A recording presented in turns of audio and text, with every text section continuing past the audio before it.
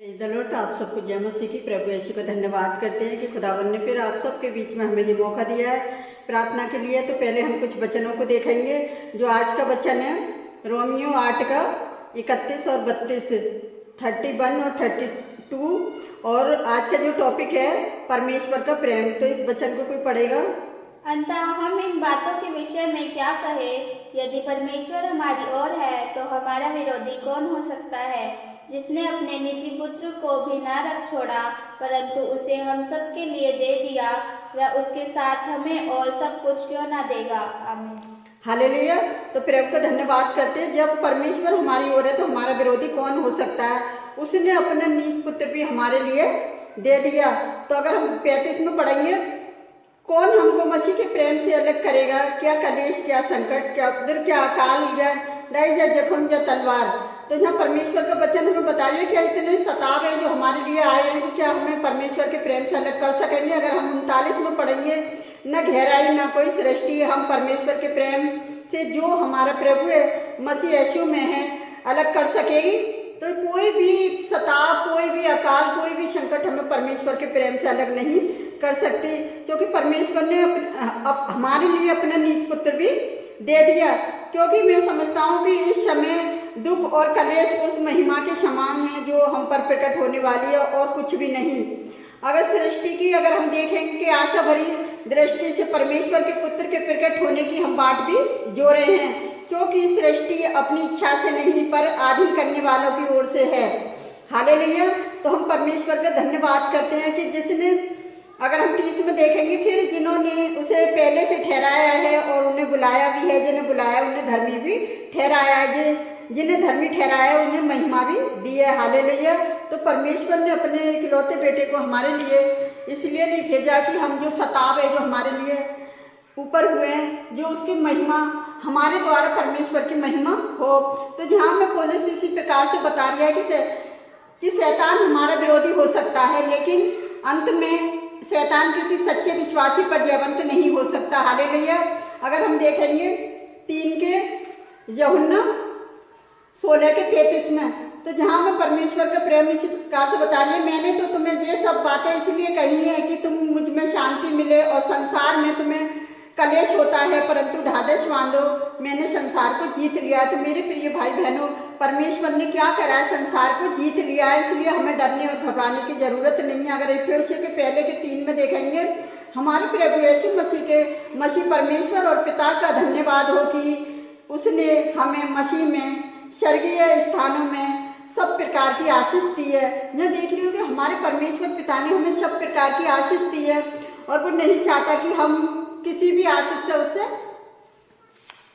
बचे। तो परमेश्वर का धन्यवाद करते हैं कि प्रभु महान है। और पौलुस हमें इसी प्रकार से बताता है कि परमेश्वर ने हमें कई अद्भुत वरदान दिए हैं, अनुग्रह, प्रेम, आनंद, क्षमा, उद्धार, स्वर्ग में बारिश, परंतु इनमें सबसे बड़ा वरदान है उसका पुत्र यीशु मसीह। जब हम परमेश्वर के शत्रु थे तभी उसने हमें अपना इकलौता पुत्र दिया। अब जबकि हम उसकी संतान हो गए हैं, तभी क्या वे हमें छोटे वरदान भी नहीं देगा?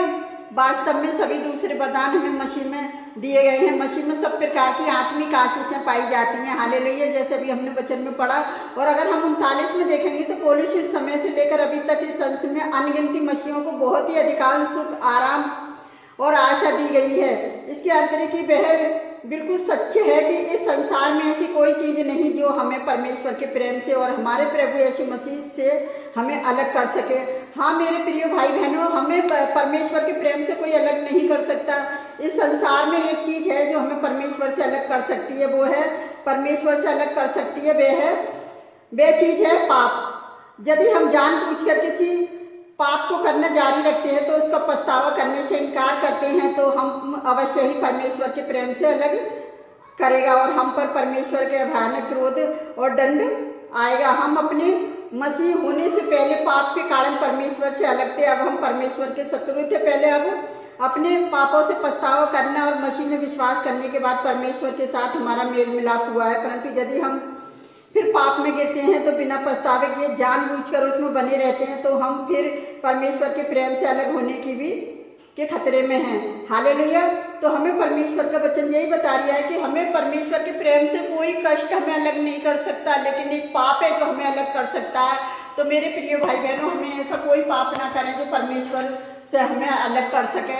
जो परमेश्वर ने हमें प्रेम दिया है, हम उस प्रेम में बने रहें और यीशु मसीह का लहू बहाना, कोड़े खाना, हमारे लिए सूली की मौत, उसका बलिदान होना व्यर्थ न जाए, एक आशीष बनकर हमारे जीवन में आए। हालेलुया।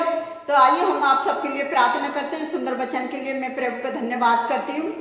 आप भी हमारे साथ मिलकर प्रार्थना करें। हालेलुया। धन्यवाद करते हैं मेरे सेनाओं की जब परमेश्वर, आपकी स्तुति तारीफ हो। प्यारे पिता परमेश्वर, कौन हमें आपके प्रेम से अलग कर सकता है? प्यारे जो परमेश्वर, क्या कोई संकट, कोई सताव, कोई भी हमें परमेश्वर के प्रेम से अलग नहीं कर सकता। प्यारे जो परमेश्वर, आज मैं उन लोगों के लिए प्रार्थना कर रही हूँ पिताजी जो जानबूझकर वे संकट में प्यारे जो परमेश्वर और पाप कर रहे हैं। प्यारे पिता परमेश्वर, आप उन्हें पाप से बचाएं। प्यारे पिता परमेश्वर, उस शैतान के जाल से उन्हें बचाएं। प्यारे जो परमेश्वर जो उन्हें गलत रास्ते पर ले जा रही है, पिता आप उनकी सहायता, उनकी मदद करें। पिताजी को उन्हें गलत रास्ते से हटाकर एक सही मार्गदर्शन दिखाएं, जो कि आपके वचन में लिखा है, सत्य और मार्ग जीवन में ही हूँ। तो पिता, आपके बिना कोई जीवन नहीं है। प्यारे जो परमेश्वर, आपने अपने बच्चों को जीवन दिया, आपने सारी सृष्टि की रचना की है। प्यारे जो परमेश्वर, हर एक मनुष्य आपका सृजा हुआ है। प्यारे जो परमेश्वर, मैं सारी मानव जाति के लिए प्रार्थना करती हूँ, जिस तरह से आपने अपने निज पुत्र को सारी मानव जाति के लिए दिया था कि उसके कोड़े खाने से चंगाई मिले, उसके लहू के द्वारा शिफा मिले। तो पिता,